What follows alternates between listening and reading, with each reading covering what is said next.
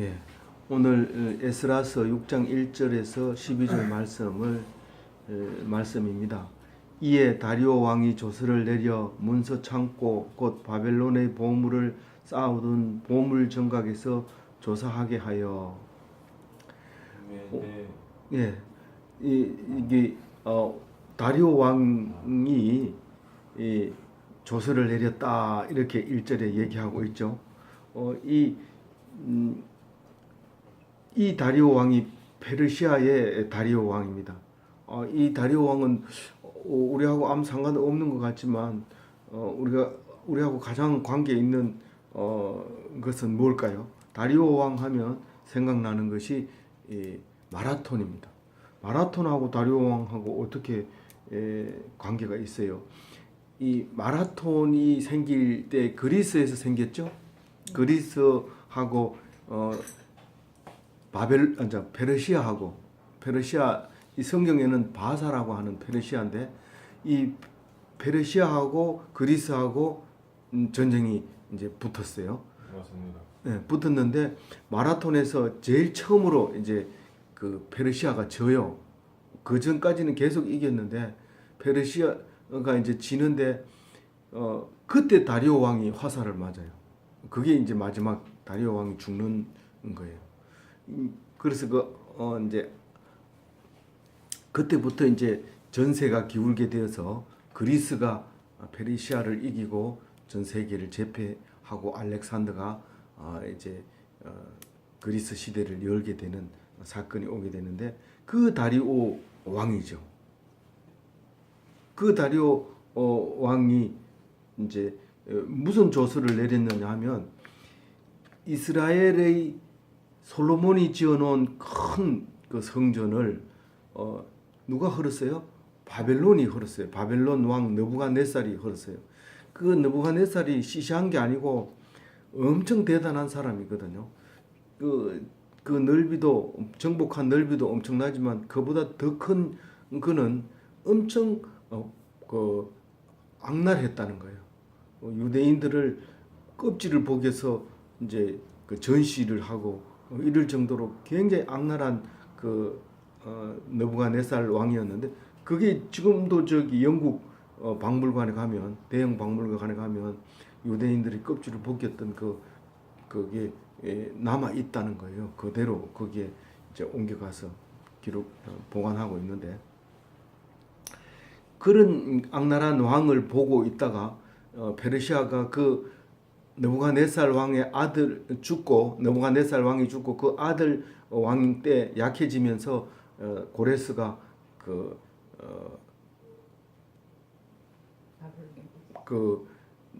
느부갓네살의 후손을 끊어버립니다. 그러니까 다시 말해서 바벨론이 망하게 된 거죠.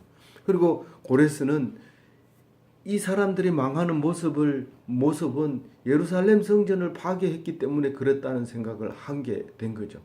그래서 자기가 세계를 제패하자마자 바로 제일 먼저 했는 것이 바벨론 성전을 다시 지어라.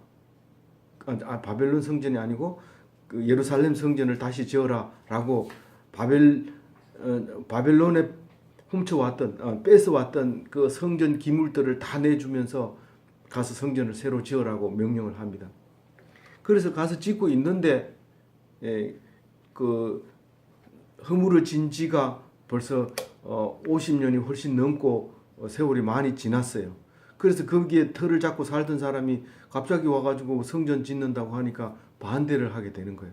그래서 막 투서를 넣고 이렇게 하는 바람에 이 고레스 왕이 죽고 그 다음 왕이 그걸 딱 받아 보니까 이거 이 사람들 성전 짓게 했다가는 그 땅까지 잊어버리겠다. 그래서 성전 중지 명령을 내리고 또 그 왕이 죽게 되는 거예요. 그러고 난 다음에 이제 이 다리오 왕이 등극을 했어요. 등극을 했는데 그 감독을 보내가지고 상황을 살펴보라고 하니까 성전을 그대로 짓고 있는 거예요. 그래가지고 왜 성전을 짓느냐? 그러니까 이것은 하나님의 성전이다. 사람이 시켜서 하는 게 아니다. 그렇지만 시작은 고레스 왕이 하라고 해서 했는 거다. 한번 알아봐라. 그렇게 했더니 그 감독이 그 다리오 왕에게 편지를 써서 보냈어요. 그때는 이제 그 편지라고 하지 않고 탄원서죠. 이렇게 조사 보고서를 올린 거죠. 이 사람들은 하나님의 이름으로 성전을 짓는다고 하니까 우리가 할 말이 없습니다. 그러니까 고레스 왕이 진짜 지으라고 했는지 찾아보면 있을 겁니다. 왕께서 찾아보세요. 라고 이제 편지를 보낸 사람이 6절에 이름이 나와요. 두 사람 이름이 나오는데 다뜨네와 스달보스네, 이 두 사람이 이 그 공통어, 왕국 공통어 아람어를 가지고 편지를 써서 편지를 보내서 답장이 지금 온 거예요. 그 얘기를 지금 읽고 있는 거예요. 다리오 왕이 조서를 내려, 이 말은 그 편지를 받고 이제 조서를 내려서 바벨론 보물 창고를 다 뒤진 거예요. 이 진짜로 바벨론에서 뺏어왔는 물건이 뭐고, 그때 고레스 왕이 내준 게 맞는지, 그리고 고레스 왕이 나라를 위해서 그거를 짓게 했는지, 뭐 때문에 짓게 했는지 그 이유를 찾아가지고 자세히 조사를 한 거예요. 1절 우리 다시 한번 읽어볼게요. 이에 다리오 왕이 조서를 내려 문서 창고 곧 바벨론의 보물을 쌓아둔 보물 정각에서 조사하게 하여, 이제 편지를 받고 조사를 했어요. 그러니까 메데도 앙메다 궁성에서 한 두루마리를 찾았으니 거기에 기록되었으되, 그 기록된 내용을 지금 기록하고 있어요. 메데도라는 것은 경상북도 할 때 도자예요. 경상북도 영천 궁성 이렇게 이제 얘기하는데, 여기는 이제 앙메다는 이제 영천 정도가 아니라 안동쯤 되죠. 경상북도 안동 뭐가 있는 곳이죠. 도청이 있는 곳. 그곳에 이제 궁성을 만들어 놓고, 성체를 만들어 놓고 그 안에다가 각종 이제 역사적인 자료를 넣고 기록을 해 놓고 그랬던 곳이죠. 거기서 이제 두루마리를 찾았다, 이 말은 이제 그 모든 조서라든가 이런 역사적인 기록을 두루마리로 보관을 합니다. 지금처럼 이렇게 재본을 해가지고 책을 만들어서 이렇게 꼽는 게 아니라 두루마리로 쭉 해놨는데 그 기록을 찾아낸 거예요. 그 기록에는 어떻게 되어 있는지 3절 같이 읽어볼게요. 고레스 왕 원년에 조서를 내려 이르기를 예루살렘에 있는 하나님의 성전에 대하여 이르노니 이 성전 곧 제사 드리는 처소를 건축하되 지대를 견고히 쌓고 그 성전의 높이는 60규빗으로 너비는 60규빗으로 하고, 자세하게 성전 크기까지 이 고레스가 이제 얘기를 합니다. 성전 60규빗은 임금의 이 발꿈치에서부터 발끝까지의 길이를 한 규빗이라 했는데, 그때는 좀 컸던 것 같아요. 45cm 혹은 50cm 정도 되는 규빗인데, 임금이 큰 사람이 나면 길이가 길어지고 임금이 작은 사람이 나면 작아지고 이렇게 했죠. 근데 하여튼 규빗은 임금이 팔이 길이가 잣대가 됐어요. 그러면 이게 대충 이제 50cm라고 하면 이게 30m, 높이가 30m, 폭이 30m, 이런 규모로 지어라. 더 크게 지어도 안 되고 더 작게 지어도 안 된다. 그런데 그렇게 얘기하는데, 이게 흘러버린 솔로몬의 성전에 비하면 한 4분의 1 정도밖에 안 되는 거예요. 아주 작아요. 어쨌든 지금 그 명령대로 그 크기만큼 짓습니다. 그래서 이게 책임자가 누구냐면 스룹바벨이에요. 스룹바벨. 이 페르시아에서는 세스바살이라고 부르고 유대인들은 스룹바벨이라고 불러요. 근데 스룹바벨은 예수님의 조상이 됩니다.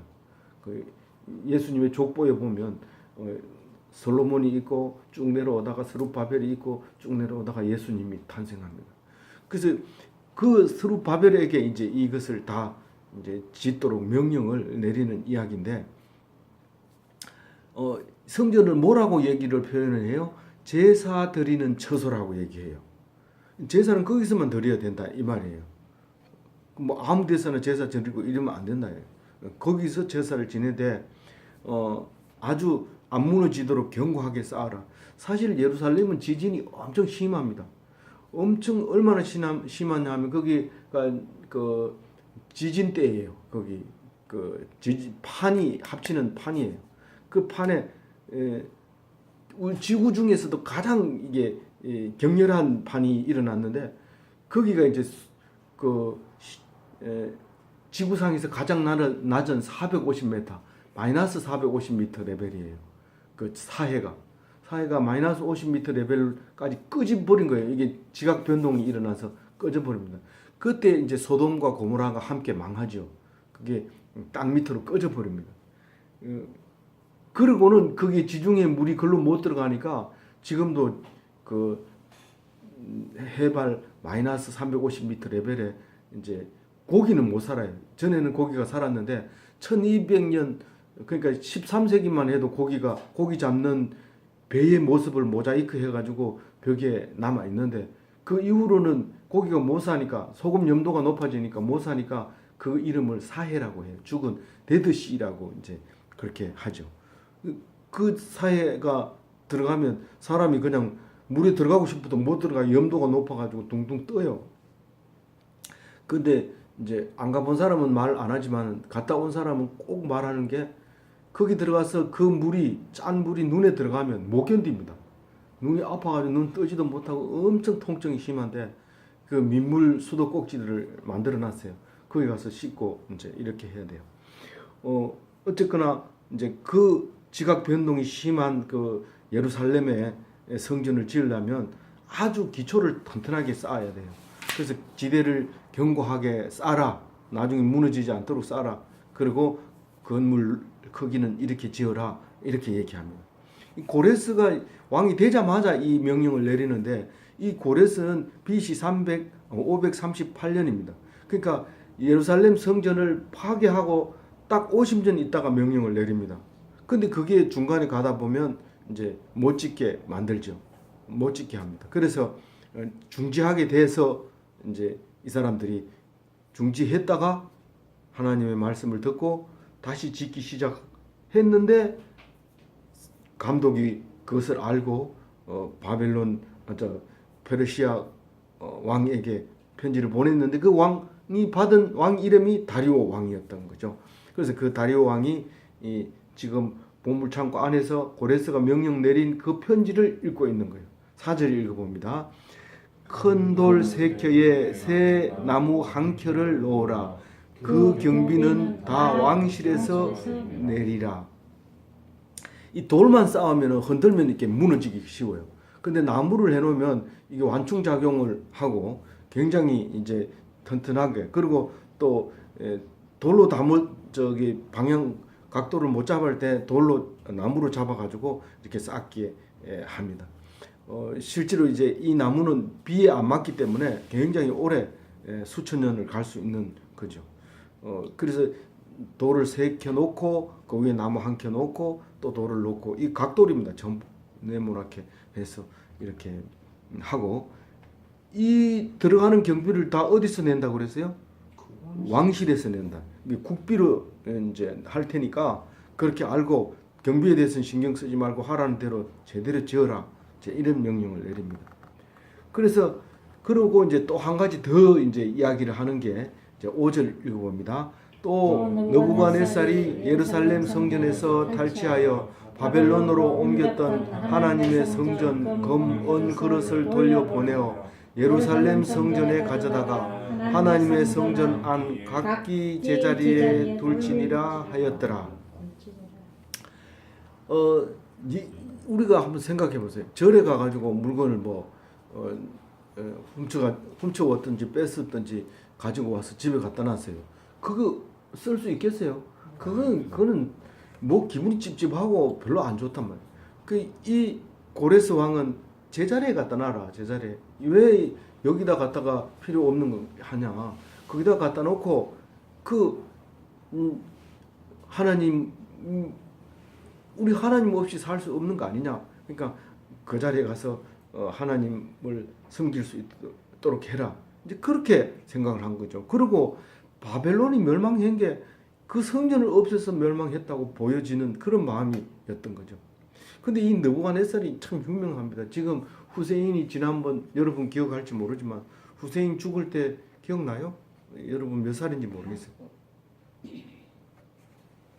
몇 살쯤 됐었는지 모르지만 그 사람이 죽을 때 나는 느부갓네살의 후손이다 이러면서 그 후세인이 소리 지르면서 미국한테 대들다가 그냥 그 하수구에서 붙잡혀가지고 맞는지 아닌지 보자. 이놈이 이게 후세인인가 하고 이빨 들어가지고 이빨 딱 보고 이빨 보고 알았어요.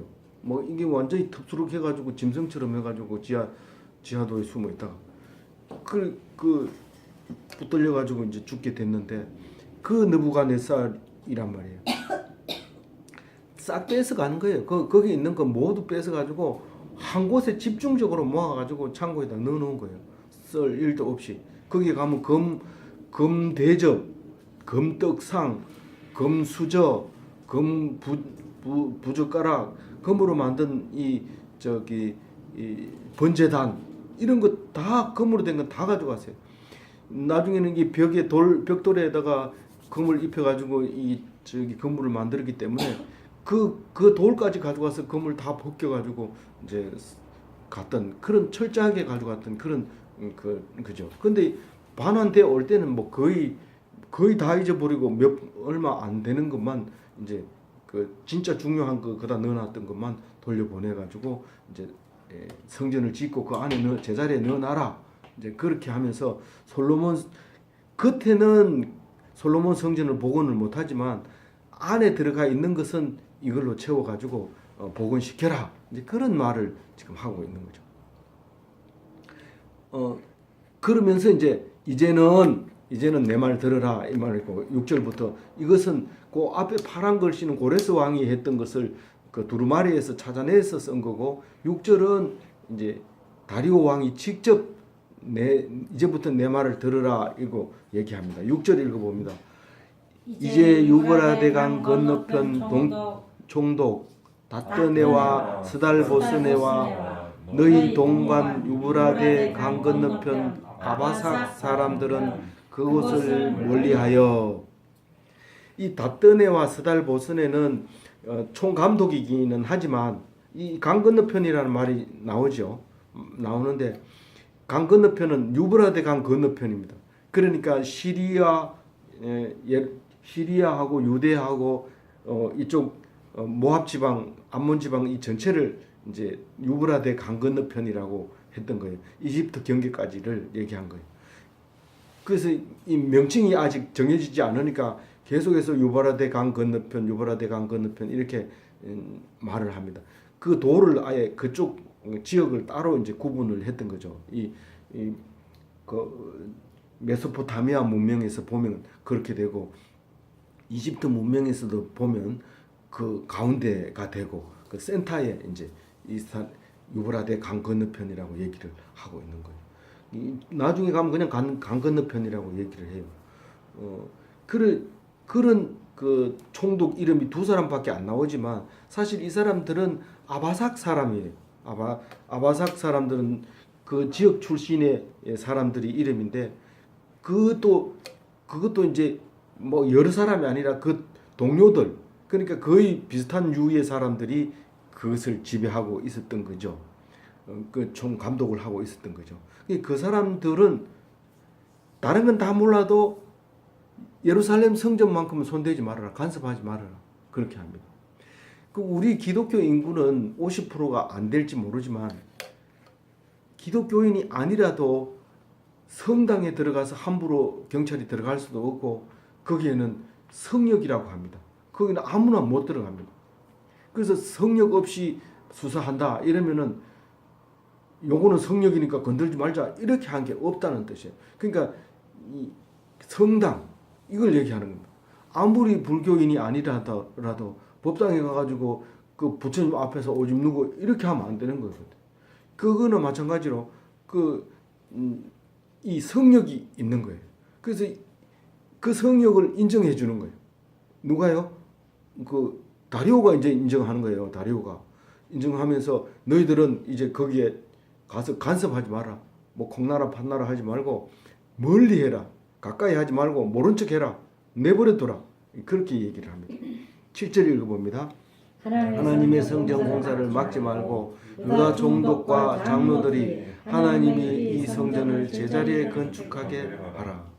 하나님의 이 성전을 이게 여러 번 나오는데 하나님의 이 성전은 예루살렘 성전을 얘기하는데 원래 의도는 솔로몬 성전을 복원시키는 건데 거기에 있지만 사실은 후대 우리들은 이거를 스룹바벨 성전이라고 얘기해요. 스룹바벨이 책임지고 지었기 때문에 이 두 번째 성전 스룹바벨 성전이라고 얘기를 해요. 이 성전을 그 자리에 제자리에 솔로몬 성전 그 자리에다가 건축하게 만들어라.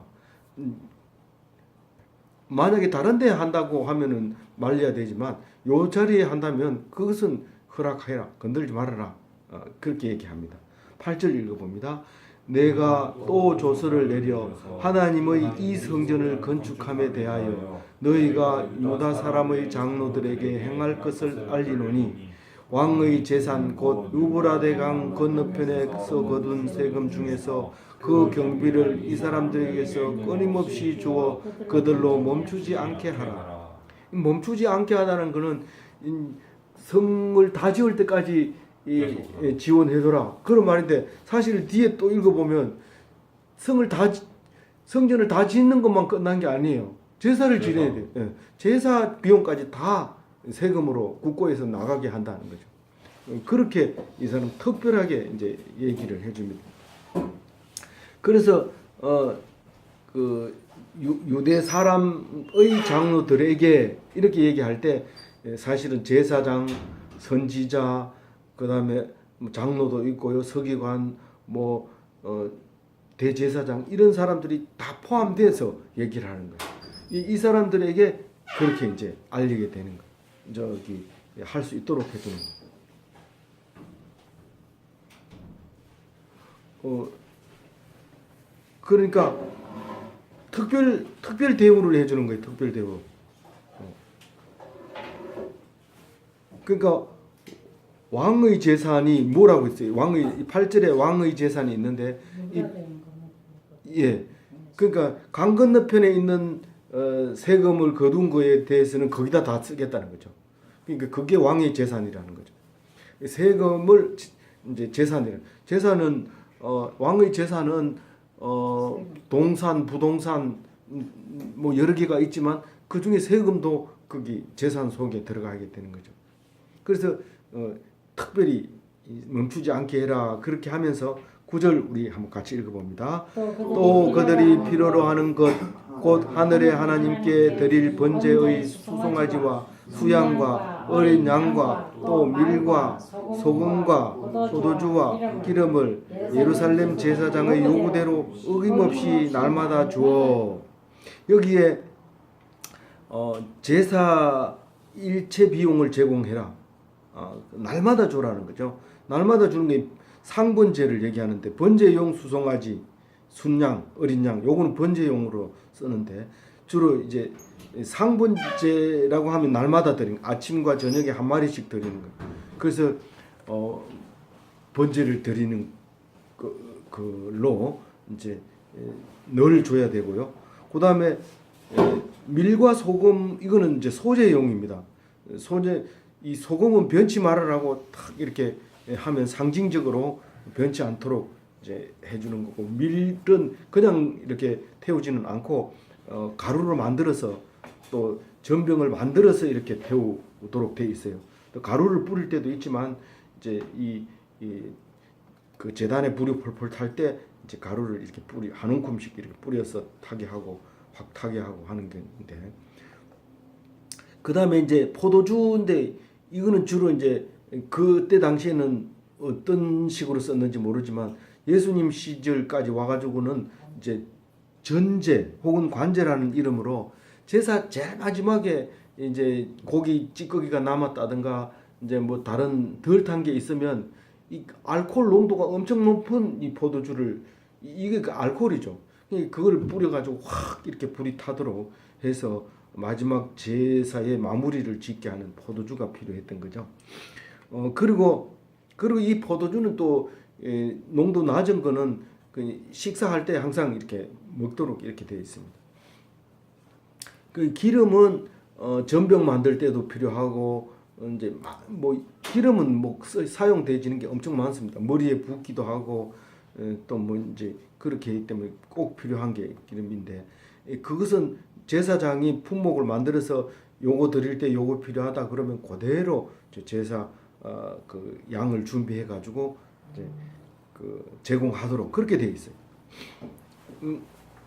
이 오늘 말씀 중에서 가장 중요한 게 10절 말씀인데 신경을 써서 한번 읽어봅니다. 시작. 그들이 하늘의 하나님께로 제물을 드려 왕과 왕자들의 생명을 위하여 기도하게 하라. 그 향기로운 냄새니라 여호와께서 기뻐하시는 냄새니라 이런 제사 레위기 혹은 또 그 신명기의 제사법이 나오는데 이 제사 드릴 때는 이 콩팥이나 기름기를 태웁니다.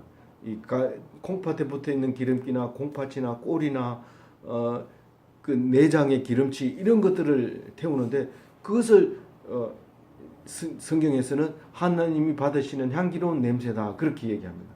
사실 그걸 태울 때 냄새가 제일 고소한 냄새가 나면서 멀리까지 가는데 그 냄새가 끊어지지 않도록 털 이렇게 태우고 불에 연기가 올라가고 그래야 된다고 생각한 거죠. 근데 지금은 제사 안 지내죠. 왜 안 지낼까요? 예수님이 단번에 예수님이 이 번제단 어린 양이 되었고 순양이 되었고 수송아지가 됐기 때문에 드릴 필요가 없어요. 그거 드릴 필요는 없지만 우리는 제사 드리고 싶은데요. 그럼 예수님이 다시 십자가에 또 못 박혀야 돼.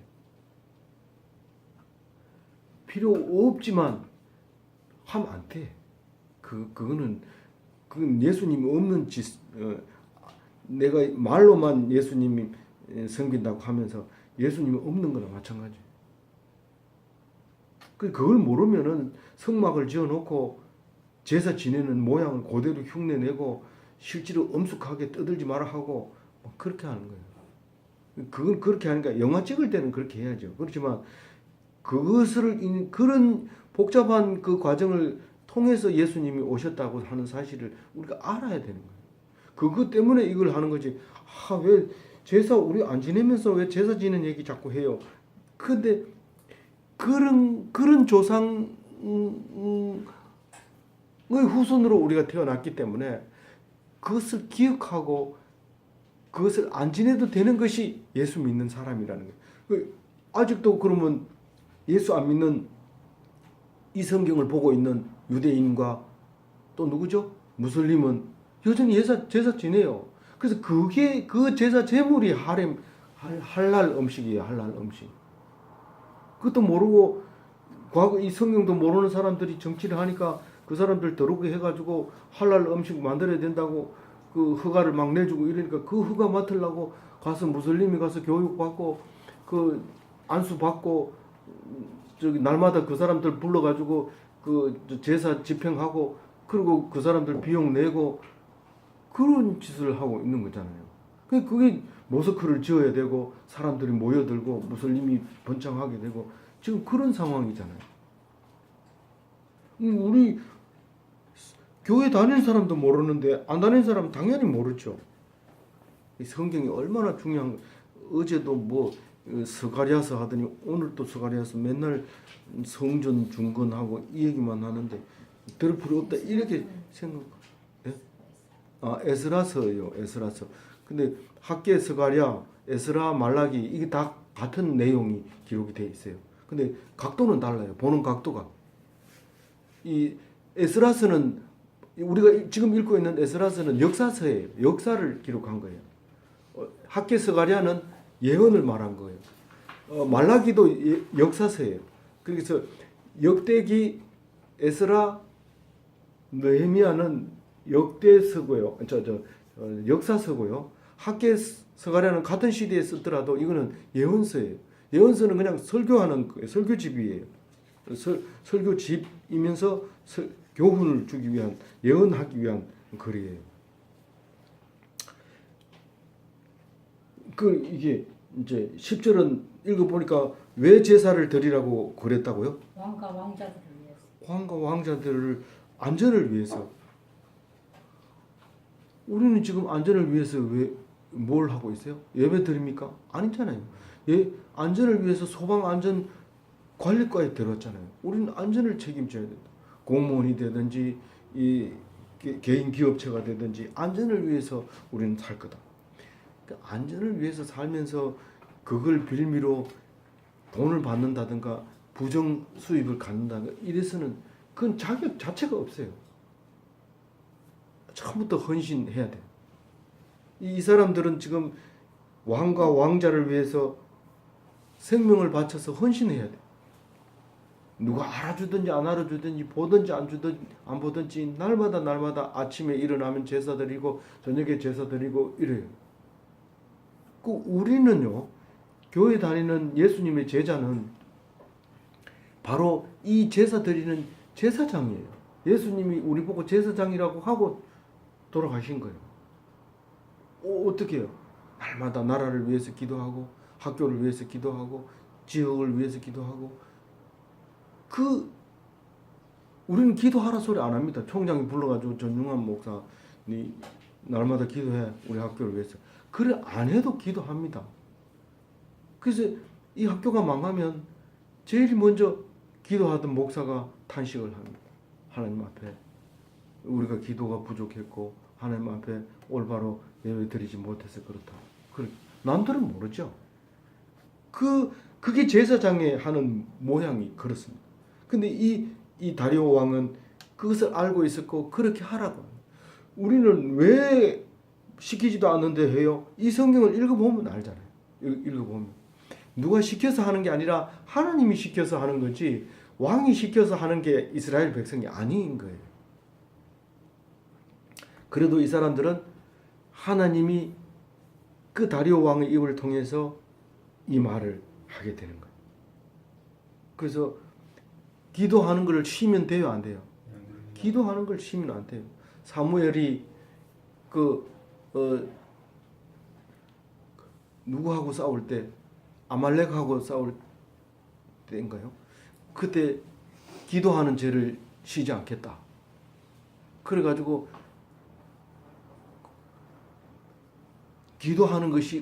기도를 쉬는 것이 얼마나 큰 죄라는 것을 우리 알게 되는 거예요.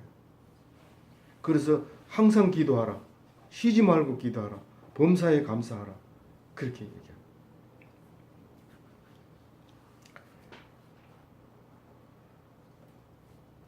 세상 사람들이 내가 지켜줄게 믿지 말고 하나님 앞에서 기도해. 소방관이 돼서 출동 나갈 때도 기도하고 나가고 소방 점검할 때도 기도하고 점검해서 내가 이것으로 말미암아 절대로 안전할 수 있도록 해주세요 하고 기도해야 되지. 이상 없어. 이상 없는데 불이 나는 거야. 탈이 나는 거야. 그거를 못 지키는 거야. 하나님이 지켜줘야 돼. 이 다리오 왕은 그것을 알았던 거예요. 11절 읽어봅니다. 내가 또 명령을 내리노니 누구를 막론하고 이 명령을 변조하면 그의 집에서 돌고를 내고 그를 위에 매달게 하고 그의 집은 이로 말미암아 구름더미가 되게 하라. 이 덜포를 빼내면 덜포에다가 매달지는 못해요.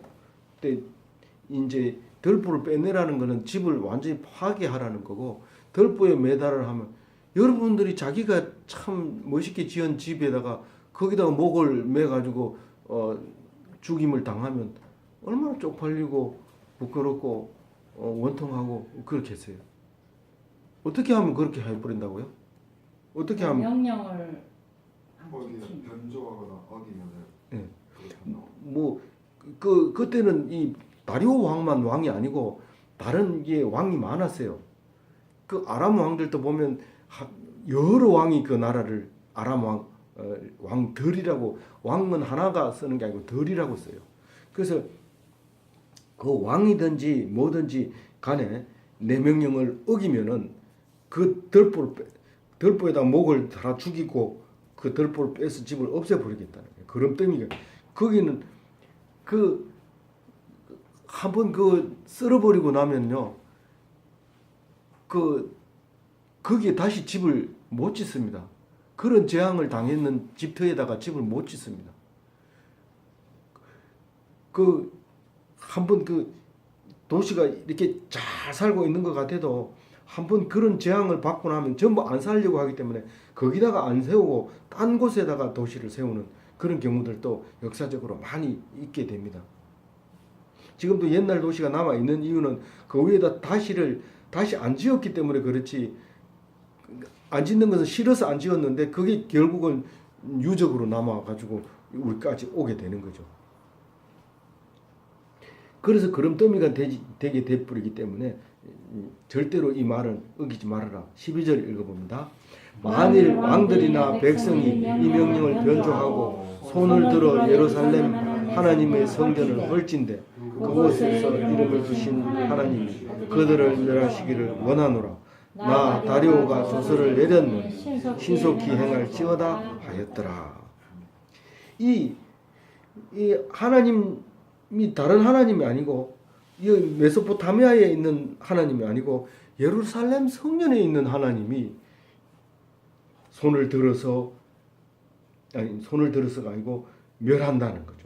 손을 들어서 그 성전을 헐어버리면, 뭐 예루살렘 성전 애써서 지었기 때문에 그런 게 아니라 그 성전을 지었는 것을 무시하고 정복해가지고 무너뜨리면 결국은 하나님이 멸하게 할 것이다.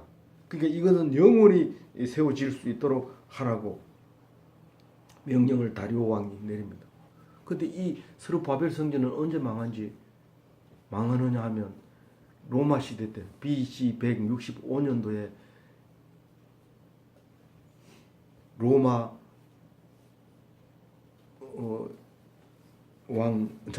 장군 디도 장군은 그 70년도에 헤롯 성전을 멸망시켰고요. 그 화산 폭발해서 폼페이 그 사람 폼페이 이름으로 폼페이오를 만드는 거예요. 폼페이오스 로마 군인이 이 헤롯 성전 스룹바벨 성전을 파괴하는 거예요. 그럼 솔로몬 성전 기간하고 이 스룹바벨 성전 기간하고 거의 비슷한 수명을 갖게 돼요. 근데 헤롯 성전은 그 이후에 12년 BC 12년쯤에 헤롯이 왕이 되면서 헤롯 성전을 짓기 시작하고 예수님 때에 와가지고 상당히 건축물이 많이 올라갔는데 예수님은 그 건물을 제자들이 자랑하니까 거기 앉아서 울잖아요. 예수님 울면서 이 성전을 헐어라. 내가 3일 만에 다시 짓겠다. 그리고 죽은 지 3일 만에 살아납니다. 그 말은 우리 보고 너희가 성전이다. 그렇게 얘기를 합니다. 그리고 요한은 영원한 천국 하늘나라의 성전을 환상으로 봅니다. 24장로들이 있고 14만 4천 명의 순교자들이 새 노래를 부르는 그 환상적인 그 하늘의 성전을 환상으로 보게 됩니다. 너무나 기쁘고 감사했던 그런 요한의 환상이었죠. 오늘 이 다리오 왕은 강력하게 성전을 추진합니다. 그래서 4년 뒤에 완공하게 됩니다. 그래서 4년 뒤에 완공했는 날짜가 언제 몇 년요? 518년도에 완성이 됩니다. BC 518년도에. 그래서 바벨론에 가던 해를 따지면 70년 딱 돼서 성전이 다시 서게 됩니다. 예언자들이 예루살렘이 망할 텐데 그 망하고 난 뒤에 70년 동안 포로가 돼가지고 돌아올 것이다. 그렇게 얘기했는데 실제로 70년 뒤에 성전이 완공되게 되는 것을 볼 수 있습니다. 오늘 이 말씀 속에서 10절 한 가지 말씀만 꼭 잡읍시다.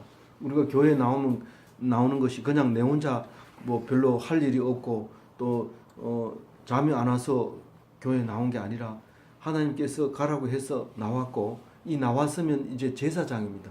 이 제사장은 안전을 위해서 책임지는 사람입니다. 안전을 위해서 가정에서 내 혼자 교회에 나오면 내가 가정의 제사장이고, 우리 과에서 내 혼자 나오면 우리 과의 제사장이고, 내 친구들 중에서 내 혼자 교회 나오면 내가 친구들의 제사장이고, 이 제사장은 다른 사람의 안전을 책임지는 게 제사장입니다. 그래서 안전을 어떻게 책임지요? 어떻게 책임져요? 날마다 기도해야 돼. 상번제를 드려야 돼. 아침에 한 마리, 저녁에 한 마리 계속 불에 태워요. 불에 태운다는 건 뭐예요? 누군가가 죽어야 돼. 그 피를 뿌려줘야 돼. 죽는다는 게 뭐예요? 자존심을 죽이고, 기분 나쁜 것을 죽이고, 우울한 것을 죽이고, 그러면서 하나님께 기도해서 그 많은 사람들을 살릴 수 있어야 돼요. 그래서 우리가 제사장으로, 기독교인으로 살아가는 귀한 생활이 되시기를 축원드립니다.